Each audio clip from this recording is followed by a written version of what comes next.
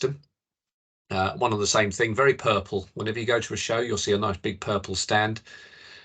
So I suppose going on about me, I've been in the care sector since late 2000, so 22.5-ish years now. Operationally, business support, so lots of business systems, implementations, management, some of the larger companies in the UK across that time, across all aspects of social care and into NHS services and things as well. Fantastic. So Chris, some experience. Sounds like it, which is fantastic. Thank you very much, Chris. Just wanted to say we are recording this session. Is that okay with you? Yeah, as we appreciate, you know, we've got a lot of providers on this day, which is fantastic.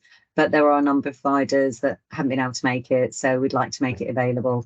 And obviously, it's probably quite useful for people to try to go back and revisit some of the, you know, revisit the demonstrations anyway. So just want to say you've got till 3:40 to give us a demonstration of your digital social care records or core capability.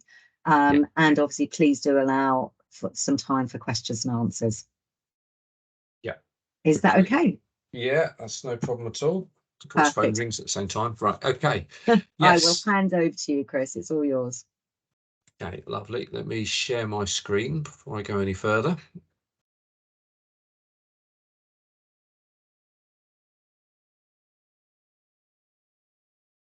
Okay, so hopefully everybody can see my screen now with a couple of wheels on it at the top.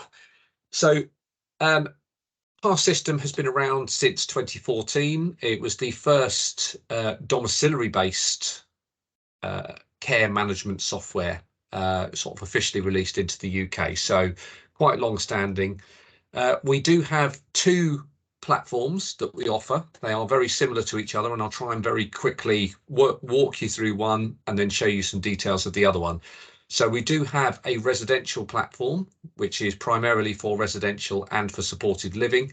And if there is anybody with any domiciliary services as well, or instead, I suppose, of residential, we do also have a domiciliary system. We try and keep them as similar as possible, but there are some core differences as to how they work. So with the timescales allowing, I'm going to go quite high level across some of the items. So this is your high level dashboard, allows you to see some basic figures as to what's going on. This is talking you through care plan tracking. How are you doing against the plans for each of the individual people? And I'll show you what that means in a second.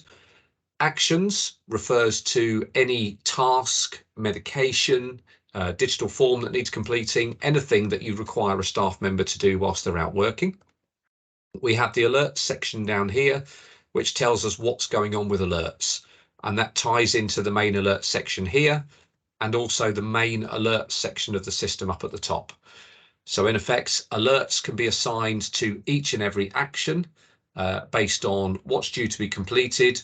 Do you want an alert if it's not completed?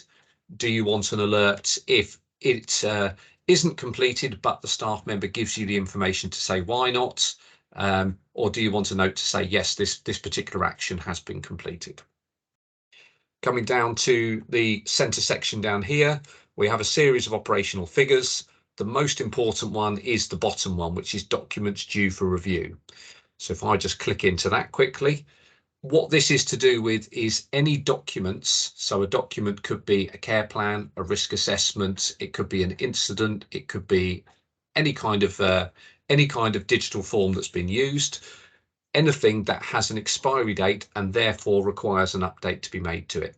What you're able to essentially do is to click in to review the reflective document and to see exactly what's going on within that document, update it, move the reference date on, and therefore you've created a new expiry and a version controlled document that's going to be in there as well. So moving fairly swiftly on, if I go into the back end of the system and just go into the document section. So we have 5 different sections worth of documents, and these are all standard documents that are available within the system. So the resident section is primarily things that happen on a particular visit. We do have some caregiver documents, and again, I'll come back to the color codings and letterings in a second. We have assessments, and pre-admission assessments and observations. Now, within the domiciliary system, you have a different form set as to what's in there with slightly different categorizations. And if I get time, I will show you those towards the end. Observation documents are documents that can be embedded into actions or tasks that the staff are due to be required to do. So for personal care, they could potentially have you done a body wash? Have you done a hair wash? Have you done some nail preparation? Have you done different things like that? So instead of just having text box responses, you're able to have some tick boxes and have a format to what's being completed. Maybe domestic duties would be another one. Which rooms or which elements of the cleaning might you have done within a particular residence property? Every single one of these forms, if I come back to the assessment forms, every single one of these forms is able to be made active or inactive. You can adjust who is able to complete those forms and who is able to see those forms. So potentially the care staff are able to see a majority of these forms from within the mobile app, and you are able to edit and adjust these forms. So this is changing the top level configuration of that form. So if you do have a document that you wanted to use, essentially visualizing any piece of paper that you're currently using, you would be able to either adjust or amend a current document that's within the system, probably the quickest way of getting there, or if I go back one step, you'd be able to click add and you'd be able to actually create a completely brand new document. Recent ones that I've seen, customer satisfaction surveys, that's the latest one that somebody's just gone in, spent 5 minutes, created a new form. The staff can complete them, or you could send a supervisor or a team lead around to complete them independently, and that will automatically store all that data in the back of the system with the remainder of the forms. So you've got total control over all of that. The way we offer the system isn't hugely modular, so we don't break it down to separate costings for separate modular elements. We'll have an overriding cost of the system, and all functionality for that system is available within that particular system. Okay, going to the resident section of the system. So you can see all of the different residents that you have. We do have photographs. There are permission forms and things like that available in the back of the system if that's not already something that is covered. I can see pertinent information, so I can see the status. You are able to manipulate and move people between different statuses if you wish to do so. You're able to see details of DNA CPR, mental capacity and allergies as well. They are deemed to be prominent information that you would really want to know prior to actually arriving at a visit. So we put it in a prominent area of the system.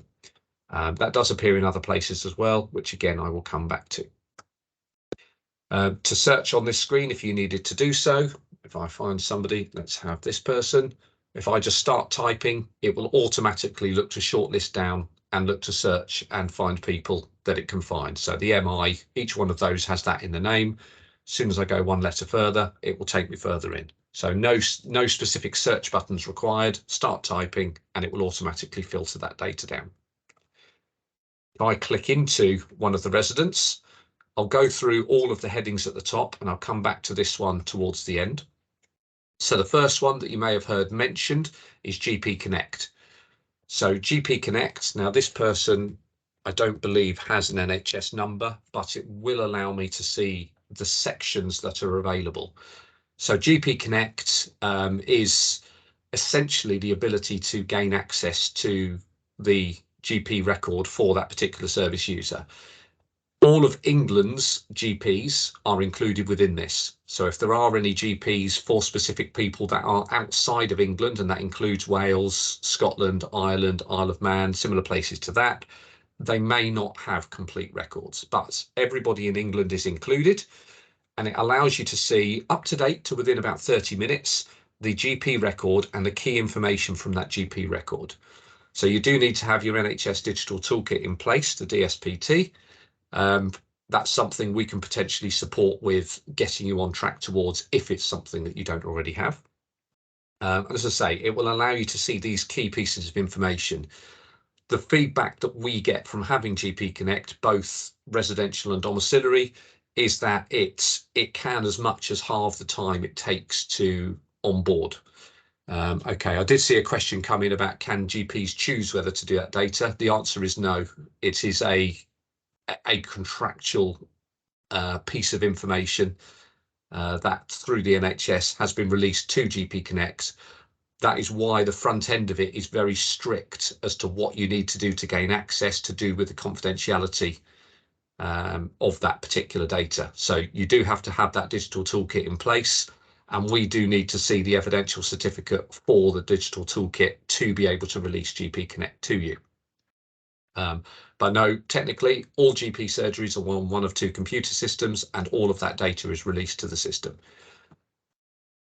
Okay, so medications is a key one, particular medications that's going on. Allergies is useful, problems and issues, immunizations, all very, very useful information, particularly if you have a service user or resident who maybe is non-verbal or a poor communicator, or maybe doesn't have any family. It can be quite a lengthy and quite a difficult process to get hold of that information and to find that particular information.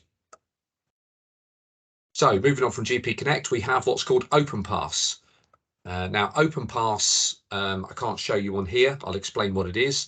It is a client and family-based portal. So it'll allow the resident or service user themselves or an advocate of theirs, permission given by the service user themselves or the resident themselves, to see certain aspects of care delivery. So they'll be able to see the care plan. They'll be able to see details of the tasks that are undertaken, responses that come back in. They'll be able to see certain elements of communication logs if they were involved in those particular communications, details around medical history. So they will be able to see a reasonable amount towards the package itself. And that does allow them to positively be able to communicate with you as well, to be able to give you certain further information. They may make an observation, report that observation for you as something to keep an eye on, or they may be able to feed into you to say, we're taking Fred out on Thursday. We won't require any services in the middle of the day, or we'll look after the medications or something else around that. So again, OpenPass is included within the system. Resident file. The resident file is the piece of paperwork that can sit in the resident's accommodation. So what essentially happens is, as you build up the profile of the individual person by entering their details, their personal profile, their actual care package, so their care plan itself, any risk assessments, any other assessments that you do, it will automatically compile all of that information into a single document that you are then able to print and leave in the resident's property. You are also able to attach other codes and things like that to this. You're able to see information around who the care provider is. You're able to see who the person is, who their next of kin and GP is, details of the medical history that you've pulled out. So not complete history, because that could be huge, but what you've chosen to summarize onto the system. The actual care plan details as to what services you're looking to deliver. What are the scheduled actions? So what are the tasks that you are looking to deliver? Including medications as it goes down. So it gives all the appropriate information. And again, DNA, CPR, mental capacity, allergies highlighted at the top of that particular document. So coming across medical history, communications we've covered. Key thing on details is the photograph, DNA, CPR, mental capacity, allergies. Those key points there. There is also some specific functionality around buildings, floors, and rooms on here. That is how you can categorize which staff are able to see which residents' records whilst they're on shift. So depending on the size of the facility or the size of the service that's being delivered, you can break it down into buildings, you can break it down into floors, and that can break down who is going to see what particular information. There are 2 or 3 different ways of being able to group that out, but that's one of the built-in sort of hard-coded functionalities to be able to do that. About me information is the personal statement. So always nice to know who the person is, what they like to do, maybe what family support they've got around them, if they've had a profession through their life, what they've done for a living, to have that key information about that person prominent, and the staff is able to review that from the mobile app. It's a key piece of information. Everything to do with documents, we've touched on it briefly. You're able to store any and all types of documents in here. So you've got pre-admission assessments in here, which are our documents, and documents, of course, which are documents. You have the files section, which allows you to upload any other files that you wish to upload. And if you took the person on through an initial inquiry, as opposed to directly as a resident, you are able to see the initial data that they came to you with when they were looking at moving in, essentially. We have a timeline. The timeline allows you to see everything action-wise that's going on with a particular person, be it actions you're completing, maybe be it trips or visits or anything else that somebody's due to be going out on. You're able to see all that information on there. And if you click on any of the individual lines, it will give you further information on that. You are able to very easily print those, print, PDF, email. You're able to circulate those if you needed to do so. These are specific per resident, but you also have a generic timeline up here, which allows you to see absolutely everything that goes on. And this has more filter options on it to be able to look at independent, maybe staff completed items, independent different items that fall within there as well. So we do have the MAR charts. The MAR chart populates from actions that you would build up within the care package over here. And it allows you, it looks like a MAR chart, it allows you to see the medication, the dosages, and it allows you to see who and when each of those was done. So by clicking on the specific one, I can see who completed the task and at what time they completed that task. In my opinion, the care records section is a much better place to look to see the key information. So if I go down to where people have completed, I can see each independent action that's been completed. And if I click, I can see all of the notes that came in regarding it. So it's a bit like the timeline, but in a lot more detail to be able to see everything that has happened. Now, what I'm able to do in here is I'm able to filter. So if I filter down to just show me medications, I can complete any medication audits, any MAR audits that I want to complete from this screen, whilst being able to review the independent notes that have been recorded each time a medication has been administered, prompted, each time it's been done. So this is post the carers having delivered what they're looking to deliver. So the care package itself, everything we've seen hangs off of this particular care package. What the system allows you to do is to build up either one or a series of outcomes that you are looking to achieve for that particular person. So this person, Alfred Booth, has a personal hygiene care plan. They have a remain safe and comfortable, skin care plan, support dementia-related behaviour, and support with medical conditions. This has gone into a lot of detail. Now, particularly if you come from a paper care plan or something, these particular items, in a way, wouldn't exist in this particular way. So it is worth thinking about, what are we looking to achieve for this person? Is it the fact that they wish to continue to live independently or as independently as they can? That may be the key thing for them, and everything to do with medication, nutrition, hydration, other tasks that you do will all feed into that single outcome. So this is something that can be built up or can be simplified as much as you want to do. But what you'll then be able to do is build in the actions or tasks that are required to support meeting that particular outcome. And one of those can actually be reviewing the outcome. So how are things going? How is the outcome going? Going into those particular actions, there are several different types of action. So you've got general, you've got medication, care plan tracking, and observation. A general one is essentially you're going to get a yes or a no. Was it completed? Was it not completed? And a text box to leave text.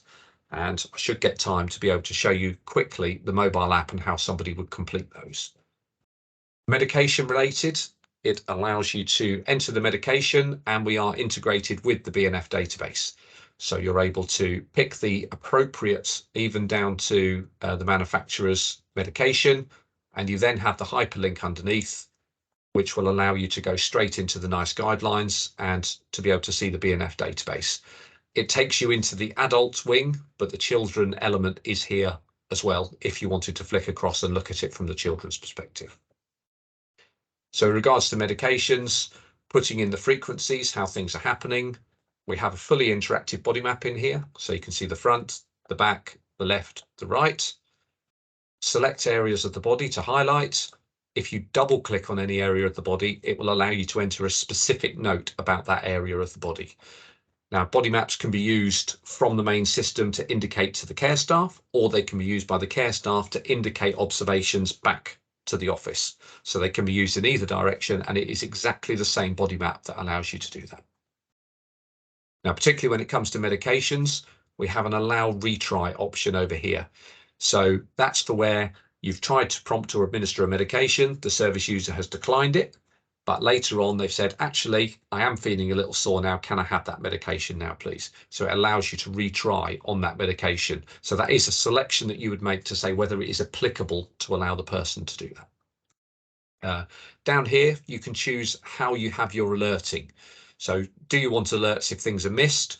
I would say that 99% of the time, yes, you would. Do you want an alert if something is marked as incomplete? So they've said, they have told you what's happened, but they've said, no, I'm sorry, I was not able to complete this particular action. Maybe the service user declined medication, or they declined a particular activity that you were going to do with them. So as well as medication, we have care plan tracking.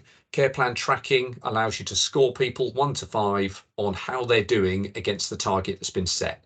And this is a really good way to be able to baseline somebody to see how they're feeling and how they're doing. Based on this, depending on the actions you're doing, you can use that to potentially update and change the package of service that that person receives. Maybe deliver more, maybe deliver less. You'll be able to see patterns in people's behaviours and feelings and everything else. So care plan tracking is a very useful way of evidencing the service that's being delivered is meeting the needs of that service.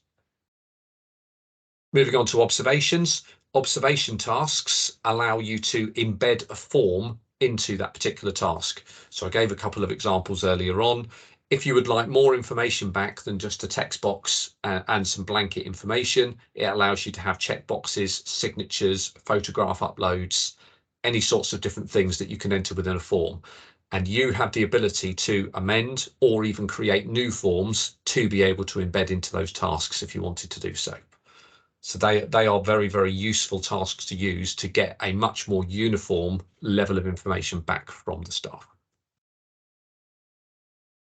Okay, so that forms the predominance of the main care plan that you've got. Evidential reading of that by the staff.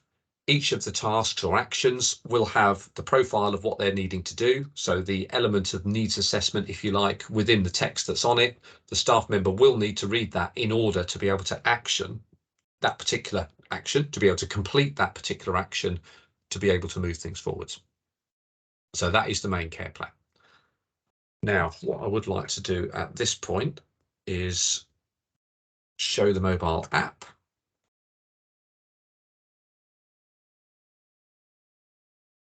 A Blue Peter moment, it actually worked today. So I can show you the mobile app. So when you log into the mobile app, you have 2 main screens that you can see. You have an action screen and you have a resident screen.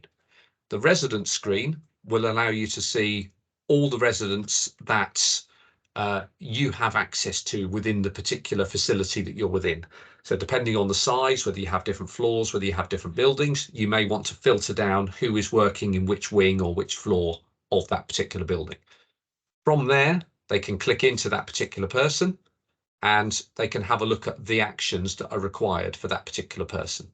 They can also see all of the information that we looked at across here. They can see all of that information across here. The very slight caveats on that is communications, particularly, and forms, so documents. There are certain documents that are not visible to the care staff by configuration, so they would only be able to see those elements of data that are applicable to them or that you haven't marked as manager view only. So from any one of these actions, I'm able to click onto the action. It will give me the description of what I'm there to do. And I have a records section here. I can click into records and it will allow me to see what has happened on the previous visits. So if there are any handover notes, if there is any previous observations, anything else that's come up, we'll have a look at this one. After guiding to the dining room, having Brenda accompany him, they both had toast and cereal and shared a pot of tea. So nothing particularly comes out of that. What I'm able to do is care record, say yes or no whether I've completed. I'm going to say yes, and I'm able to leave my notes. Now, the notes can be typed or they can be left via speech to text. So who am I in? I'm in. Alfred had bread and butter for lunch with a glass of orange juice.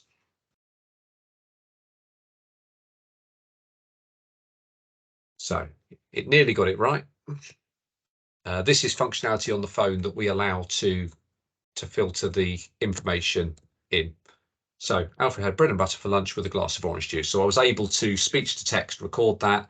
It does become a lot quicker and a lot easier than typing everything in. And as you see, if it doesn't get it quite right, you can very quickly amend. We have the ability to attach up to 3 photographs. Those 3 photographs never store on the mobile device. They go into the system, which is all confidentially stored in the cloud. So you will have instant access to them within 5 to 10 seconds, but the staff member will not have them recorded on the phone. We also have the body map available here, so you'll be able to record a body map if you observe something that you wish to report back. I can then save that. That will complete that task and give me the details of that task being complete. And I can then move down to the next task that is in there. Okay, I've got about 2 minutes left from what I can see. I think you do. Thank you very much, Chris. Yeah, thank you for that. It was a really good demonstration. Really appreciate it. A couple of questions from me. I can't see anything in the chat at the moment. Like I say, a couple of minutes left. Could you give us an idea of what your pricing sort of structure is and your pricing? Yes, so the pricing operates on a per service user model or per bed model, if you like, depending on the size of the scheme or operation you've got. We do have some reduced pricing costs for smaller startup, those kind of organizations, because we do appreciate having a big whack financially. Yeah, I haven't given information on Domcare. Giving a big whack financially up front to a newer startup or a smaller organization is going to be very difficult for them. So we have some reduced pricing. So the pricing for a very small facility with about 15 residents or service users in it, you're going to be talking somewhere circa 180 odd pounds a month, and about 200 pounds to implement. So very low implementation cost for them. If you were a residential facility or a domiciliary care facility, I suppose, with about 50 or 60 service users, then you're going to be talking probably 600 or 700 pounds a month, and implementations sort of 600-ish pounds, I would think. What we try and do is work everybody's pricing individually, because there are other factors other than straight service user that can affect. I worked with a customer recently called Seniors Helping Seniors, and the average service user or the average staff member, the hours were so low that they had a massive number of service users, and we did need to discount the pricing down to make it appropriate for them for the hours they deliver. So we will always try and support the customer to meet the needs where possible. We are not shareholder owned, so essentially everything we get goes back into the system to enhance, to move it forwards, and to make the system as good as possible. Can I just touch on I've seen a question come up about domiciliary care. Yeah. The domiciliary care system does have an extra large module in it around the scheduling, invoicing, payroll, around that side of things as well. So it wasn't going to be possible to show too much of that within a half-hour period. So where we are right now on the residential system, that's largely it. That's probably 70% of the residential system. Core development for us for the first 6 months of this year is to look at a scheduling solution and some workflow, some additional workflow to go in around incident management and accident management and things like that. On the domiciliary platform, we've just released the invoicing, the payroll, the scheduling functionality. So we're looking to just build that side of the functionality out and deliver some capacity planning and some map-based allocations and things like that.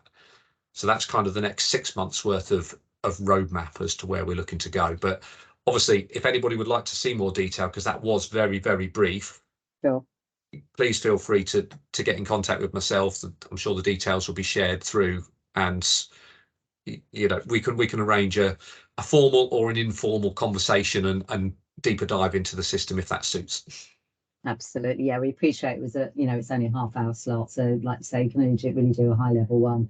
But it's good, it's good to know what the dom care offer is as well. So thank you very much, Chris. If there's any further questions that we haven't had a chance to ask, we will forward those on to you, Chris, if that's okay. No problem Brilliant. At all. All right. Thank you very much. No problem at all. Thank you, everybody. All right. Nice to meet you all. Thanks, Chris. Bye. Thank you. Bye-bye.